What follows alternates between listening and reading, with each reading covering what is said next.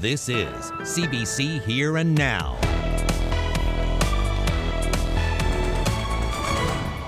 The decision was made back to school on Tuesday. I think the kids are happier that they're going back to school. We also live with my father, who has stage 4 cancer. The reaction divided. That's coming up. So we brought in some tests just to kind of see where that market would go. We had an overwhelming response to the point that we had to temporarily suspend sales. There's a big demand for rapid tests. Local businesses are struggling to keep up with it. High pressure moving in means the first half of the weekend looks nice, but it could end a little snowy for parts of eastern Newfoundland. Good evening and welcome to Here and Now. I'm Peter Cowan. And I'm Carolyn Stokes. We know when students are heading back to class. Tonight, we're hearing parents' reactions.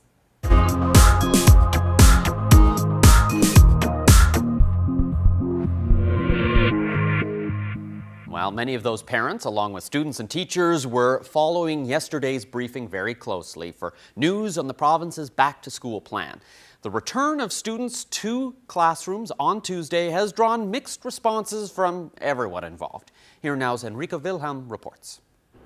On Tuesday, kids across the province will be going back through doors just like these, a move the Teachers Association calls premature. The numbers of cases that are in the province right now, hospitalizations are up.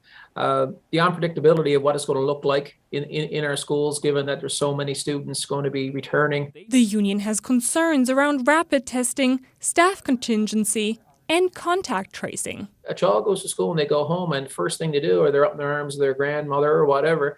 And so just think about the potential, and then not to have any contact tracing possibilities. The response from families divided. I think the kids are happier that they're going back to school. 2 reasons they want back is friends, and school is easier in person. And, it's when the kids are home, it's just, it's trickier to manage because it's 3 kids doing 3 different things at the same time.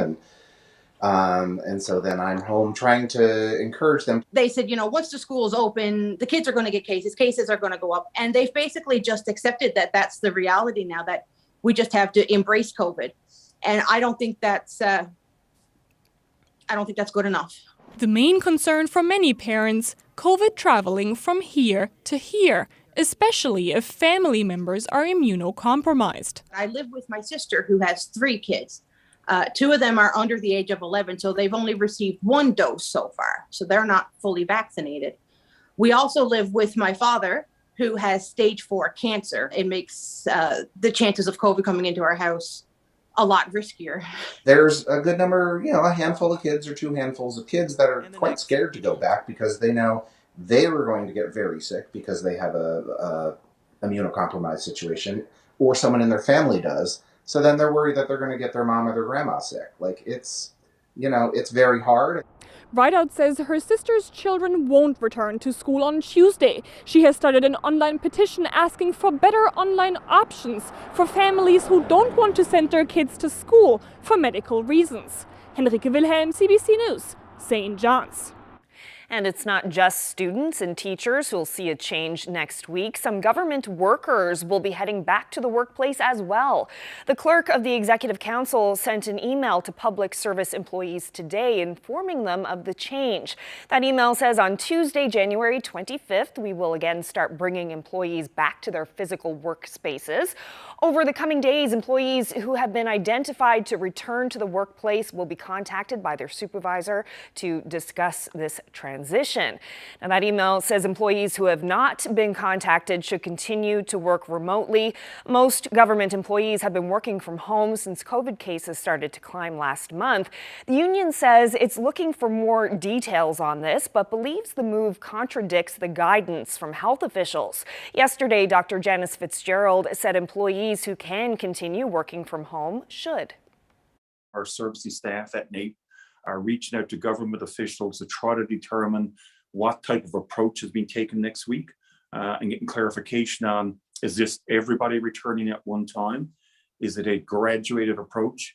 And you realize that a lot of people may not realize in core government, there's multiple departments as well.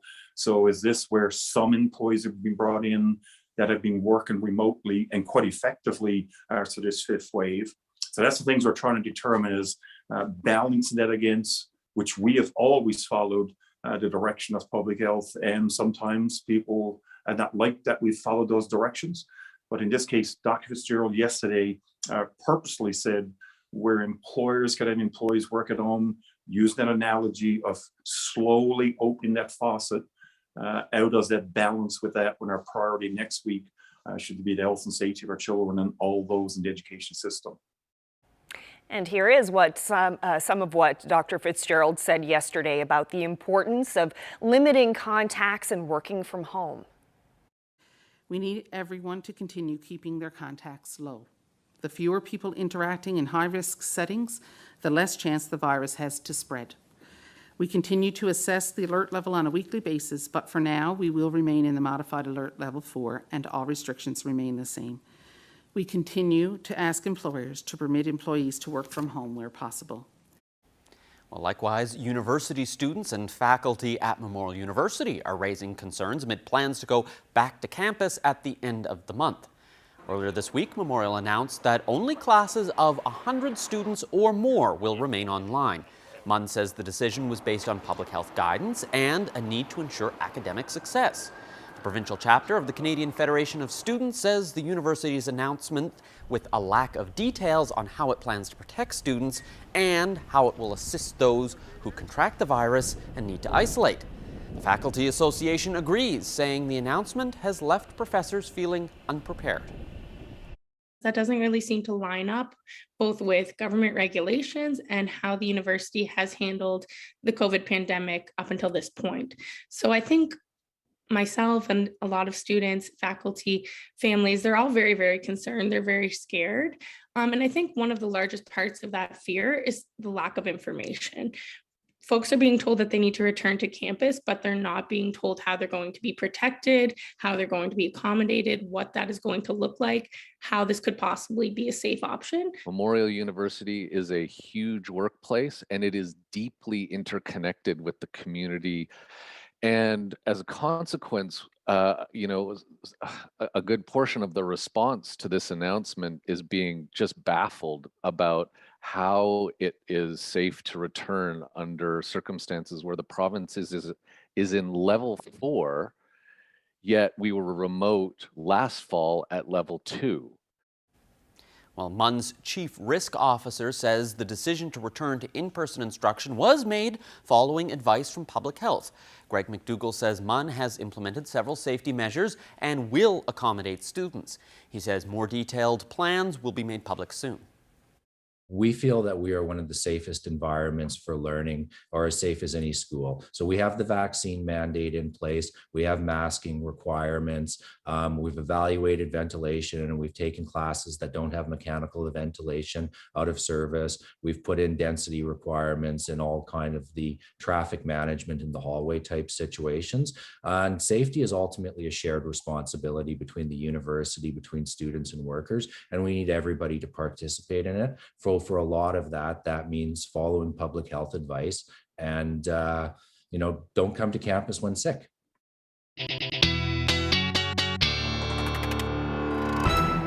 A pretty nice winter day out there today, especially across the Avalon. We're seeing the snow falling, generally light winds as well, which is something that we haven't said too many times so far this month. But let's take a look at the temperatures this afternoon. Actually, that daytime high you see there, 5 degrees in St. John's, was overnight, and the temperature has dropped right through the afternoon down to the minus single digits. That's where we sat most of the day for the rest of the island as well, -7 in Corner Brook, and those temperatures cold up across Labrador again into the minus 20s. Now that cold front has swept through. That's why we saw those temperatures drop. And that snow as well, but we're going to see a quiet start to the weekend, but our next weather maker is going to move in. It looks like Saturday night into Sunday, bringing some snow to eastern half of the island. I'll break the full forecast down when I come back. Thanks, Ashley. Well, police in Happy Valley Goose Bay and the chief medical examiner have confirmed the identity of human remains found last week. 47-year-old Todd Penny was reported missing on September 18th and was last seen in the Pottle Street area of the town. In a statement, the RCMP says it offers condolences to Penny's family. Their investigation is continuing. Well, the number of people in hospital due to COVID-19 has dropped in the last 24 hours. There are now 18 people in hospital because of COVID. That's down from 20 yesterday. And only one person is in the ICU. That's down from 4. There are 324 new positive cases announced today, but more than that recovered. So that leaves 2,600 active cases of COVID-19 in Newfoundland and Labrador. Rapid tests will play a key role as students and staff return to the classroom next week. Of course, those tests are being provided to students and staff, but what about anyone else looking to get their hands on a test? Well, it turns out it's much harder than you might think. 2 local businesses got into the rapid testing market last year, and as Jeremy Eaton explains, the demand has far exceeded the supply. At Fresh Faces Laser and Medical Cosmetics in Gander, owner Robin White realized that nearby businesses required negative tests for employees to work, so the registered nurse started administering them. So it was a business opportunity to provide that service to other businesses so they could continue to operate. So we brought in some tests just to kind of see where that market would go. That was back in October. Then some people needed the negative test to travel, so her clientele grew. People required the test for that purpose. So it did start to get a little bit busy there. And then, of course, when Omicron hit, it just went crazy. When the holiday season ramped up, so too did demand. It was a bombardment, basically, of everybody looking for tests, and especially the fact that it fell right around the holidays. And of course, people just wanted that extra layer of safety and security going to visit family and that type of thing, just to know, it's not 100% accurate, of course. However, it is one extra thing you can do to give yourself some other reassurance. White isn't too sure how many tests she's done because she ran out early in the new year. White's been waiting now for 3 weeks to get more. Of course, now they're very difficult to get. I have some on order, which I ordered them before Christmas, but now they're on back order, so I don't even know. At Eastern Safety Services in Conception Bay South, it's a similar story. The company normally offers health and safety training and sells medical supplies, but began selling the take-home tests on December 30th. We had an overwhelming response to the point that we had to temporarily suspend sales until we get our orders updated. So we expect to be reselling again either today or tomorrow. The popularity of the rapid tests has them now expanding to other parts of the province to give people equal access to the sought-after kits. We're starting a distribution in Carbonaire, Lewisport, Corner Brook, and in the Labrador starting possibly in the next couple of days. They sell tests similar to these ones for about $15 at the CBS location. Although there's a global demand, global shortages, we have good suppliers. We have a good supply of COVID-19 rapid tests coming into the province that we're able to distribute throughout. So we're doing pretty good in the supply chain. They've already sold 30,000 and expect to hit the 60,000 mark next week. A shock to the 16-year-old company. We weren't expecting the blow up that we did, and of course a lot of resources have gone into this with our limited staff that we do have. But you can't just go up to the store and buy them. You have to hit up their website to get some. And for some, that's the easy part.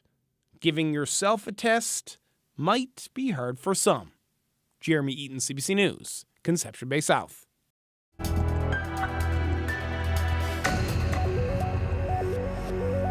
Well, a real estate expert is weighing in on a story we brought you last night. Yes, about a woman who recently purchased a home in St. John's and got much more than she bargained for.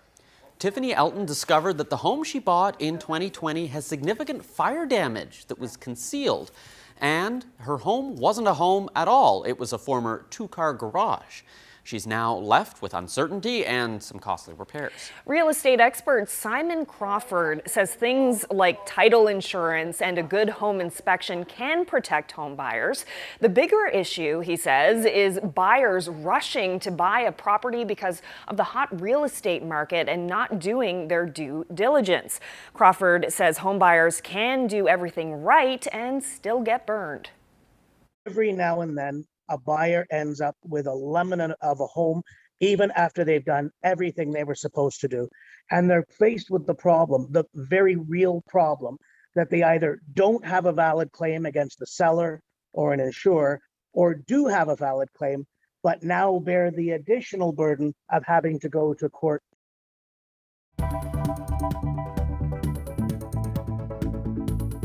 Another special weather statement in effect for parts of the Avalon. Some more snow on the way Saturday night into Sunday afternoon.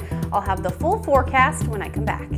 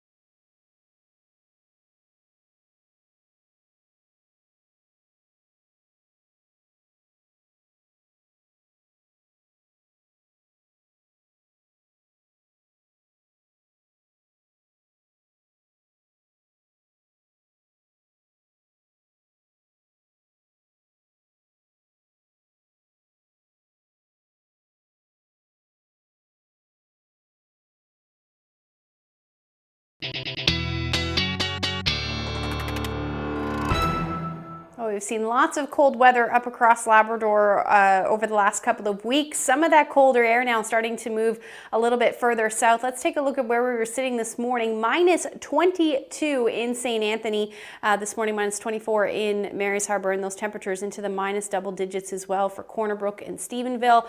And Environment Canada has now issued an extreme warning for Northern Peninsula East, and that's because we're going to see those wind chill values dip tonight into the minus 30 range, minus 35 in fact, it looks like for St. Anthony. Now we're going to look at similar wind chills as well across the Big Land, except your warning criteria is a little bit different. You need to sit in the minus 45 wind chill range in order to see your warnings, but definitely still going to be a cold night out there with those wind chills right across the board, even for the island. Some of the wind chills by the time we get into the early morning hours feeling more like the -20. So definitely seeing those temperatures dip. Low-lying areas through central may see those temperatures into the -20s tonight as well. Otherwise, dipping down to anywhere between -8 to -15 for the overnight lows, and those winds will be out of the north, anywhere from 20 gusting as high as 40 kilometers per hour at times. And the snow that we're seeing is starting to end for the Avalon, and it should end in the next hour or so. By the time we get to, say, 7, 8 o'clock, the southeastern portion of the island should be clear of snow. Now, temperatures will dip. That's because we'll be under those cold, clear sky, or the clear skies and light winds through the overnight as a ridge of high pressure moves in through the day tomorrow, setting the stage for an absolutely beautiful day for the majority of the province. We see those temperatures, though, are going to be fairly cold. They will be dipping into the minus single digits, but the winds are finally going to ease. Certainly for the west, we'll see a little bit of breezy conditions in the morning for the east, but then they should drop off as the day goes on. So an absolutely beautiful day in the afternoon. Now we may see a few flurries pop up on the west coast and then through to Bonavista North. It shouldn't accumulate too much, but that chance is still there, and you should still see plenty of sunshine through the afternoon. Maybe a few cloudy periods for the west, but otherwise sunshine. Labrador looking pretty nice tomorrow too. Temperatures warming up into the minus teens rather. 12 degrees for -12 for Mary's Harbour, -9 in Happy Valley Goose Bay under plenty of sunshine, but those winds are going to be a bit brisk, so you're still looking at a little bit of a wind chill through the afternoon. Now, Environment Canada has issued a special weather statement again for the Avalon, and that's ahead of the next system that's going to move in. It looks like the snow should start overnight Saturday into Sunday morning. Fall could be heavy at times, falling pretty heavy at times, and then as we head into the afternoon, most of that snow should actually be gone, and it should clear out fairly nicely, certainly through central it looks like. But we are going to see that potential for some snow. At this point, models not agreeing too well on just how much, but we could see somewhere between 10 to 20 centimeters for the eastern half of the Avalon, less as you head towards the western half of the Avalon, about 5 to 10 centimeters. Going to have that similar accumulation from the Burin Peninsula as well as the Bonavista Peninsula, and then significantly less the further west you go. About 2 to 5 centimeters. Gander, you may even only pick up a couple of centimeters. So the other thing with this one to note is that the winds will be a little bit brisk. They'll generally be out of the north or northeast. So through the overnight into, say, 3, 4 in the morning, with those winds gusting between 40 to 60 kilometers per hour. Some of those exposed areas, along with that snow, could see blowing snow through the day as well. Some gusts could exceed about 60 to 80 kilometers per hour, but that should be it, and confined down to the southeast. By the time we get into Sunday evening, those winds should die off. So that's a look at the forecast for most of the weekend. We'll look ahead. It's going to be busy when I come back. With kids headed back into classrooms next week for learning, you have a lot of questions. We're going to put them to the Education Minister and the head of the English School District coming right up.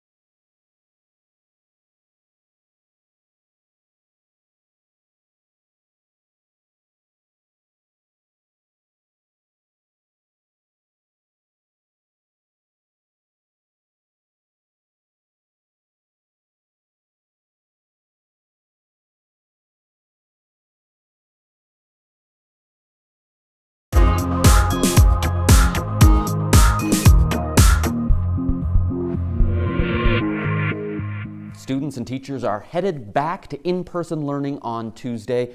And there's a lot of concern about that with rising case counts and hospitalizations from COVID-19.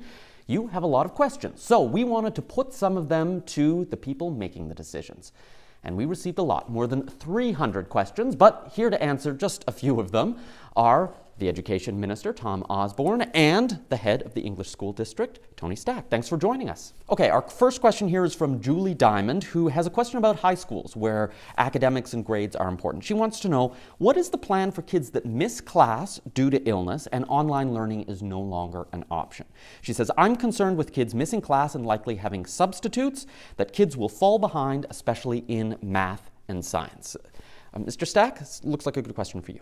So for the last 3 school years really that have been affected by COVID-19, our teachers are very adept at keeping pace with student needs. So if there is a student that has to isolate for medical reasons and miss class because they contract COVID or any other illness, there are provisions for continuity of learning. So we have something, particularly for high school, we're very adept at, is the Google Suite. So Google Documents can be accessed independently. Teachers can check in periodically. It is not the same full up as virtual learning.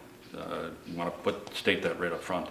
The teachers have to focus on the classroom in the in-person mode. Very difficult to also attend to virtual needs. Next question here is from Ashley Power, who has a question about mental health. Given the emphasis on student mental health, will the government finally be putting long-needed additional supports into place in this area? For example, increasing the allocation of guidance counselor. Minister, how do you respond to that? We have increased guidance counsellors and administrators both last year and this year to help deal with COVID, so that those resources are in place.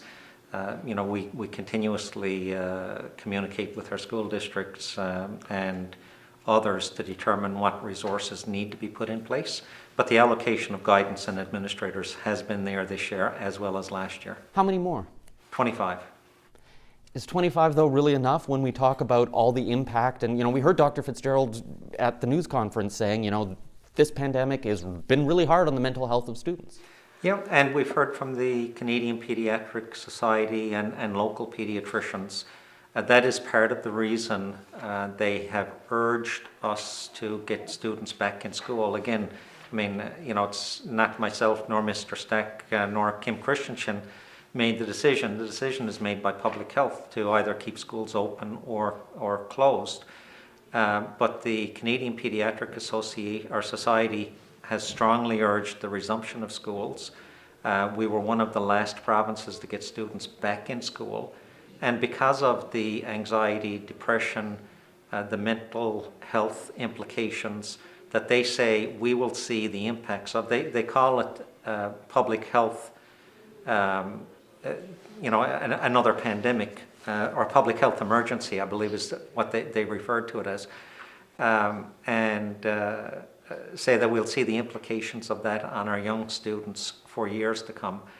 So yes, internal within government, this is a topic of discussion to determine how we deal with this, not only today, but for the next number of years, if based on the outcome of what's happening today. Okay, so Mary Cormier is a teacher who retired last year after 35 years of teaching. She wants to know about cleaning protocols. Will enhanced cleaning be reinstated with the opening of schools next week? Many of my former colleagues are telling me their classrooms have had no cleaning since leaving in December. They've been in school for 3 weeks for online learning, and no cleaning is being done. Mr. Stack? So our facility staff were trained on the protocols. We're adhering to whatever public health has advised. And public health has advised us to focus on high-touch areas, doorknobs, toilet handles, these types of things. So that will be done. Whatever is in the final public health guidance, we will adhere to the letter. A lot of the questions I received were about contact tracing, and Matt White has one of those. He wants to know, why will we get notified of a case of head lice in the classroom, but not a positive case of COVID? Is it considered more likely that kids will bump heads or share hats or hair accessories than remove masks and breathe the same air? Minister, how do you respond to that? That's really a question. I mean, I've often said I don't always fully understand the guidance from public health, but we've followed it continuously from day one. It has guided us well. So, I mean, that is, you know, a function of public health, and probably a question better asked to public health.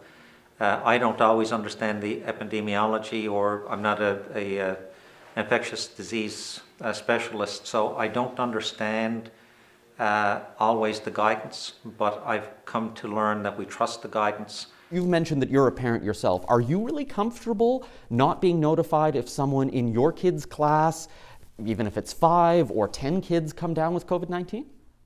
You know, I have to be absolutely honest. You know, as a parent, yes, there are concerns in terms of Omicron, and you know, I think even the parents who are anxious to get their children back to school.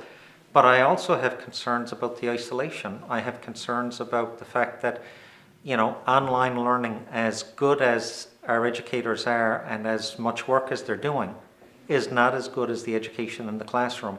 So I understand why parents, there are groups that are heavily in favor of one side and heavily in favor of the other. You know, these are, you know, this is a time where there are many opinions and many views on this particular topic. That leads into the next question, which is from Crystal Saunders-Milley. She says, my child may be perfectly fine if she picks up COVID at school, but I'm personally immunocompromised and have been told to avoid COVID at all costs. But now I have to make a choice between my child's mental health and going back to school and the risk to my physical health. I also have a 6-month-old at home who's too young to be immunized yet and would be very vulnerable if my older child were to bring it home. Minister, how do you respond to concerns from people like that? Yeah, and I understand those concerns as well. You know, I think, again, the guidance from public health balances all the risks, and while I don't fully understand always the guidance they give, I do fully trust it because they've guided us well. In terms of a parent making a decision to keep a child home or send their child to school, that is a personal choice of a parent, and I think Mr. Stack can speak to the continuity of learning that would be provided in that particular situation. So we are maintaining a form of schooling called Connect Ed for children from severely compromised immune system circumstances. So there's a small number documented cases medically that we've been dealing with, and those children have been attending in that mode since September. But what if it's a family member? So, you know, obviously there's going to be medical advice around that. We will follow any medical advice in that regard and look at what can be done. If it is limited to continuity of learning, then you're accessing materials that are online, asynchronously. There may be email contact, there could even be phone call or even a video call periodically with a teacher, but it's not in a full-up virtual mode. I want to be clear about that. You know, we want to make sure that all children keep pace with their education to the degree possible and manageable under these unique circumstances. Okay, we've got a question from Dawn LeMeasurer who wants to know, children will be encouraged to stay in their cohorts while in school, yet there hasn't been any mention of how the compact nature of the school bus will be addressed, which is definitely close quarters where social distancing is impossible. So it is one thing that's really evident to me from what Dr. Fitzgerald said yesterday and in conversations with her leading up to this, is that the masks are very important. So, you know, I know that there have been some parents emailing saying, you know, I hear kids pull down their masks on the bus and that kind of thing. We're going to try to reinforce with that, and I want parents to help us in this regard. Those masks are essential on the bus. You're sitting in a static location. If you have the mask on and secured properly, then that is a huge defense against COVID. And of course, also the screening and the tests that will be done before they attend school. So those, if we follow those, that's going to be extra layers of protection. And look, there's no foolproof 100% guarantee in all cases. This is a unique variant for sure. But the masking, adhering to those protocols, and that'll put us in a better place. My last question here is about medical masks. We saw changes in the recommendations at the news conference. They're now recommending 3-ply masks or medical masks like the one that I noticed both of you are wearing. Why is the school not going to be providing those masks? So we're hoping that parents actually provide their children with the appropriate 3-layer cloth masks if they have them, or these masks. We have a small supply. The burn rate for every child every day, that's 65,000 masks a day. It would be incredible to maintain. We have them on buses in case a child forgets it, or it gets wet or dropped in a snowbank while waiting for the bus. We have some of those. We have some in the school, and we will look after situations where we have to. But we really are asking for the help and assistance of families to have your child with the appropriate mask coming to school, and we'll look after the one-offs, the situations where masking might be an issue. Thank you very much, both of you, for joining me, and good luck next week. Thank you, Peter. Thank you.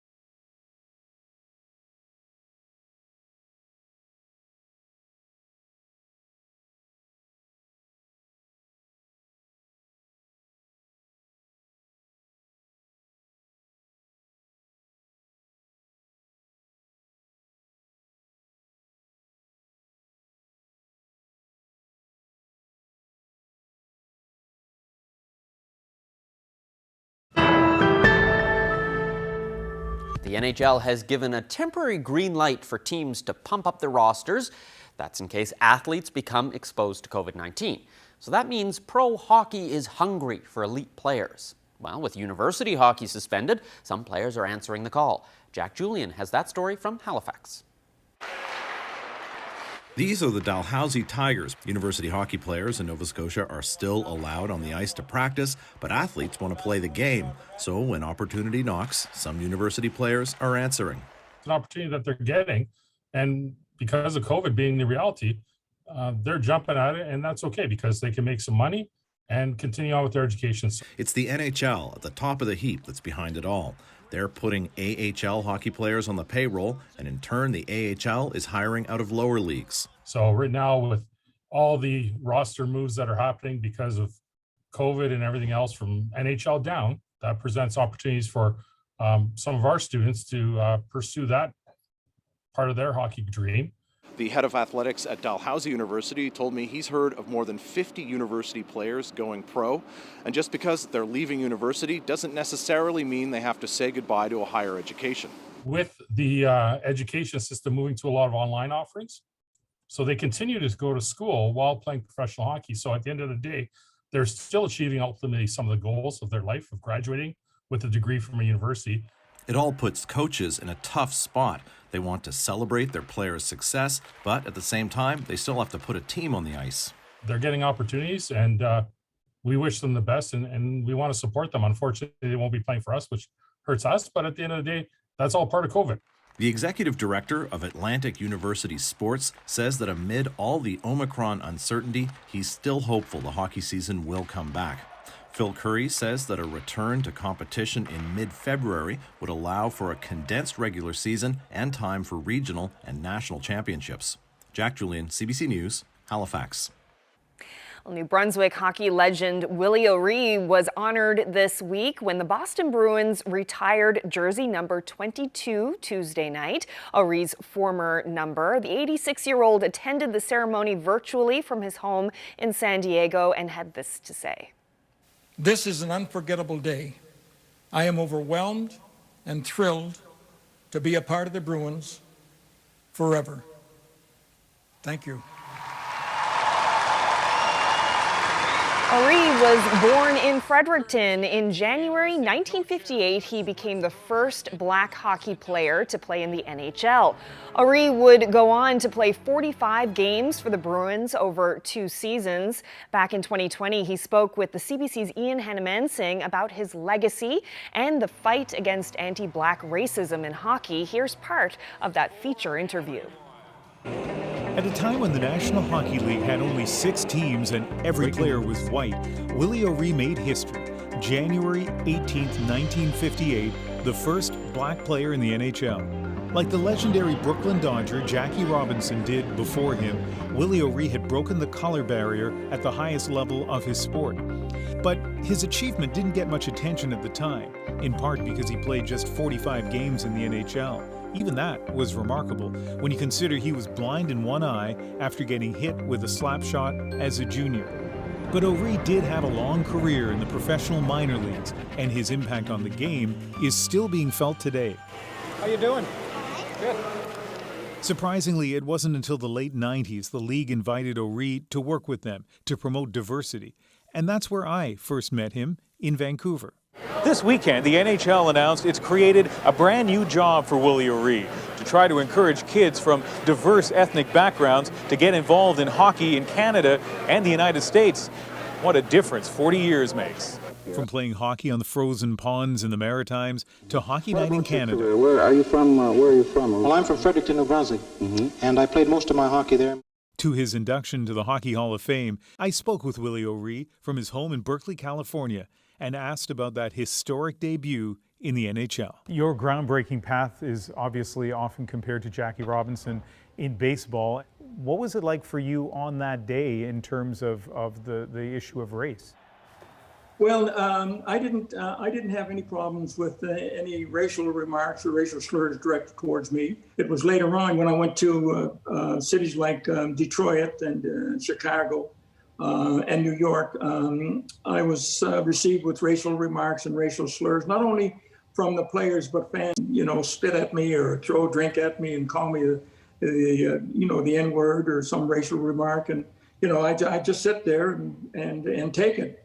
Back then, referees and linesmen, they didn't do anything. And even ushers and people that were working in the arena never made any remark. I fought a lot. I fought because I had to, not because I wanted to, but guys wanted to see what I was made of, and I had stick fights and I fought with fists, but it always came back to the same thing where the racial remarks and racial slurs were directed towards me, and I kind of let it in one ear and out the other. That's one thing my brother told me. He said, Willie, names will never hurt you unless you let them, and if people can't accept you for the individual that you are, then that's their problem, not yours. I've got letters and I've got phone calls from fathers and mothers, asking me what can their sons and daughters do, coming off the ice crying, 10, 11, 12-year-old kids. But we're working in the right direction. I mean, it may take 10, maybe 15, maybe 20 years, maybe not in my lifetime, but now in the National Hockey League, their players are being fined and in suspensions for, using, racial slurs and racial remarks directed towards the players. I just say, feel good about yourself and like yourself. You can't change the color of your skin, and I know you wouldn't want to. And as I said about myself, if people can't accept you for the individual that you are, then that's their problem. Just go out and be who you are and treat people the way that you'd like to be treated.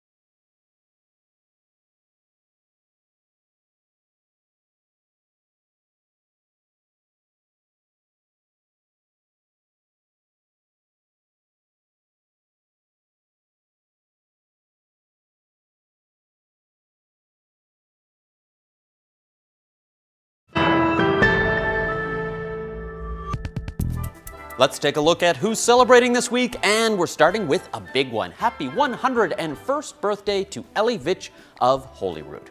Happy birthday to Nellie Grenham. She's celebrating her 97th birthday. Best wishes going out to Jack Forward of Buckens on his 94th birthday. Bob Moore of Mount Pearl is celebrating his 90th birthday. Huey Abbott of Bonavista is celebrating his 92nd. Happy birthday. Happy 95th birthday to Lou Anderson of Stephenville, now living in Oshawa, Ontario. Happy 95th birthday also to James Philip Parsons of Codroy Valley, now living in Mount Pearl. Happy birthday to Maxwell Kirby, who's celebrating his 99th birthday. Happy 94th birthday to Walter Chafee of Musgrave Town. Happy 90th birthday to Phyllis Newell of Cupids. Miriam Nee of Badgers Key is turning 90. Happy birthday. Happy 91st birthday to Hilda Pike from Corner Brook. She volunteered to play that organ at the United Church for over 50 years. Happy birthday to Jessie Sooley of Heart's Delight, now living in Whiteway. She turns 95 on Sunday. Birthday greetings to Josiah Butt of Brooklyn, who's celebrating his 92nd birthday. Happy 93rd birthday to Carl Davis of Centerville, now living in Gambo. Merle Piercy turns 93 on Sunday. She's from Brigus and now lives in Bay Roberts. Happy birthday to Bridget Corcoran in Labrador City, who's turning 96. And the next one's a big one. Happy 100th birthday to Elsie Walters Pratt from Fox Roost, now living in Williams Lake, BC. Now to some anniversaries. Congratulations to Millicent and Lincoln Mercer of Spaniards Bay, who are celebrating their 54th wedding anniversary. Madeline and Winston Butcher of Little Harbor East are marking 56 years of marriage. Best wishes to John and Greta Michelin of Rigolette, who are celebrating 61 years of marriage today. Wishing Austin and Edith Patey from River of Ponds a happy 67th anniversary. Anniversary greetings going out to Ken and Phyllis Roberts of Forteau, who are celebrating 64 years of marriage. Happy 50th anniversary to Wallace and Minnie Ward from Port Hope Simpson. Happy 62nd anniversary to Philip and Helen Buckle of Forteau. Happy 60th anniversary to Tom and Florence Snow of Victoria. 59th anniversary greetings for Norman Mark and Marguerite Avery of Long Beach. Happy belated 50th wedding anniversary to Bruce and Elaine Benson of Labrador City, originally from Grand Falls, Windsor. Happy 53rd anniversary to Molly and Gerald Saunders of Gander. Happy 53rd anniversary to John and Jenny Poole of Georgetown. Betty and Bernie House are celebrating their 50th anniversary today. They're from Corner Brook, but are now in Arizona for the winter. Happy 67th anniversary to Jerry and Wavy Richards. Lots of love from family and friends. Happy 56th anniversary to Thomas and Patricia Snow of North River, Conception Bay North. Happy 53rd anniversary to Dale and Ron Hendricks of Dunnville, Placentia Bay, now living in Minnesota. Congratulations to Max and Sheila Porter of Porterville, who are celebrating 72 years of marriage. And Mr. Porter also turns 91 on the same day, so happy birthday as well. Wishing Derek and Elizabeth Banfield of Paradise a happy 50th anniversary tomorrow. Happy 58th anniversary to Stephen and Merle Gregory from St. John's, now living in Paradise. Happy 50th anniversary to Charles and Rosalind Hayward of Bonavista. Happy 55th anniversary going out to Mary and Wendell Gray of St. John's. And happy 63rd anniversary to Ruth and Wallace Brown of Glenwood. This weather update is brought to you by the NL 511 app. Know before you go. Check road conditions, highway cameras, and the provincial plow tracker with the NL 511 app.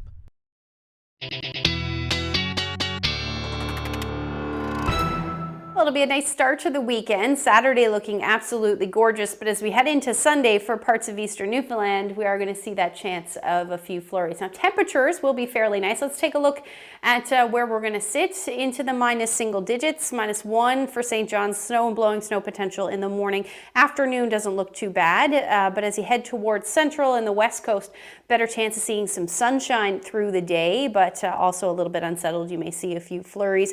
And then back into those mild milder temperatures yet again on Sunday up across Labrador, -8 for Happy Valley, Goose Bay. However, lots of sunshine for Nain with your temperature sitting around -16. Now, once that system moves off, the next one will move in for Monday morning. We're going to see some snow start on the west coast.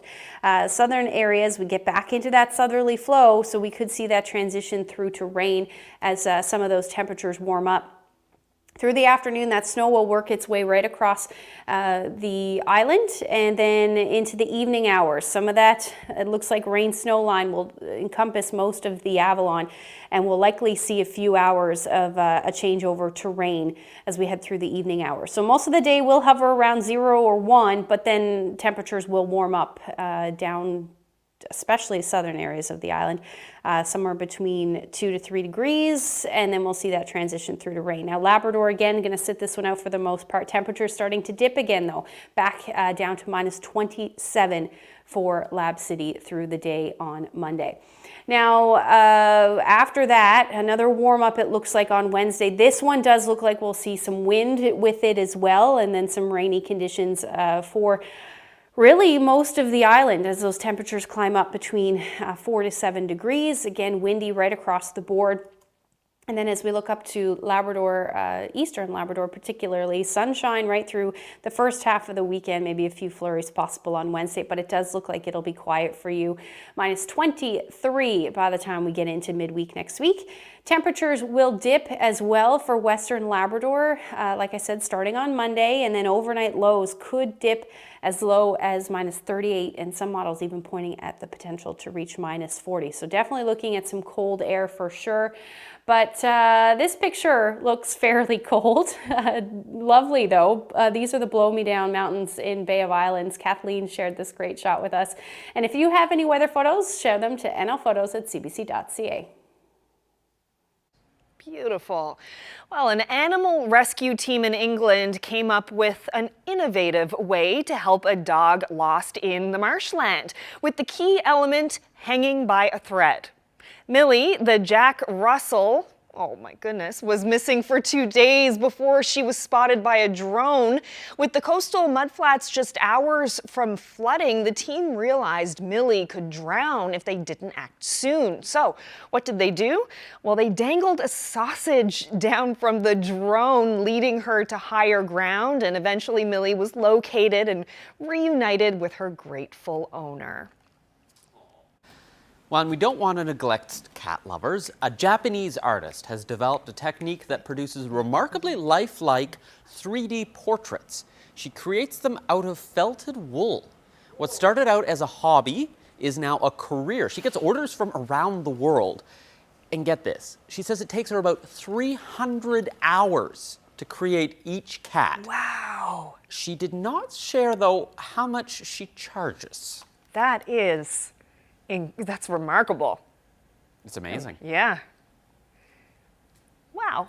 Well, that's a really nice note to end on this Friday. Thank you so much for joining us, everyone. Hope you have a great weekend. Absolutely. We'll be back with you. Lots more stories to talk about and lots more COVID coming on Monday. So enjoy the weekend.